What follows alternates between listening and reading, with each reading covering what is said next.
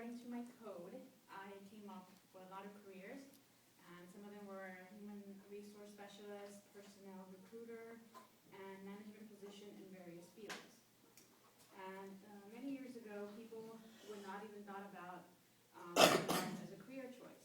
Most of them just stayed in small areas and did the same type of jobs their parents or grandparents did. Same thing kind of happened to me. When I was in high school, I enrolled in the co-ed program, and I got a job right after halftime of school as a medical assistant. And the reason why that kind of happened to me is because I'm from a family of doctors and nurses and something in the medical field. So all the time I was talking about precision, blood pressure, and different type of health problems people had and stuff. But inside me, I knew this is not what I want to do. Until one day I made a mistake at work. And I realized the mistake was that I called in the wrong prescription for a person, and that person was allergic to that. Luckily, the pharmacist caught the mistake. So I figured out, no, this is not for me. And I did that for 3 years. I did it up to the point until I got married, and then I went to college for a little while. And then I said, Nadina, this is a career change. And I dropped out of college, and I said, let's try something different that I really want to do. I was a people's person. I loved communicating with them. I did want to help them with their problems and stuff, but not tell them what their problem was, but help them out and everything with that. So I tried the banking field. And as I was in the banking field and stuff, I decided that I wanted to be a bank manager one day. So the skills bank managers that really need to have is the enthusiasm to work inside a corporate structure. They need to be creative problem solvers and decision-making skills, the flexibility, because if someone didn't call out or there's an issue at work, you always got to be there. And you need to have good leadership skills. And as good bank managers must have these good leadership skills so they can be a leader and motivate their staff. And communications is a very important skill that they really need to have. And the way they communicate, there are a lot of ways they can do that. The first is have daily huddles, which are done in the morning before the bank opens.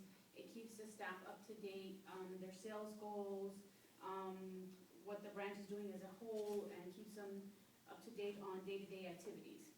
The second part they can communicate is on have one-on-ones, which the manager usually does once a month or so, which helps the employees understand their progress, or like the head teller and tell where they stand.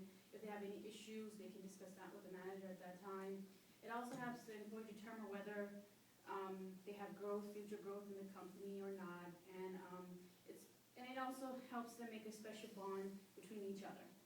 And the last of the communication is have branch meetings, which are usually done once a quarter, and that helps them understand if there's any security issues or any policies that are going on or any measurements that need to be taken or sales promotion that goes on.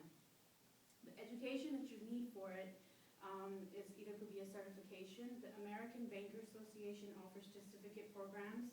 Sometimes they'll pay for them for managers at different range, at different banking specialties in the bank. You can have a 2-year degree in business management, which is Associate Arts, which I'm finishing up now, or a 4-year degree, which is a BA in Business Administrative Finance. The pay scale is like entry-level managers usually average $38,100 annually. Branch manager 2, which is the second level in that position, is average $56,750 annually.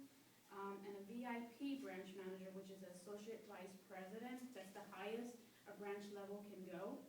Their average is $76,000 annually. There are many bank manager openings. My first goal is to finish my degree and then go out and look for that.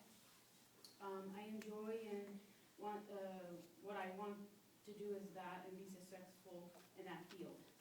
If you love talking to people face to face, constant interaction with the public, or you like working with customers to help them save money or stay top on their finances, and this is a job for you.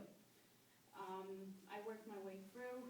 I started as a teller, then I was a head teller, then I went to the desk side. I was trained to be assistant manager, then I had a baby and I decided to home because daycare was expensive. And then I decided, you know what, let me do what I always wanted to do, which was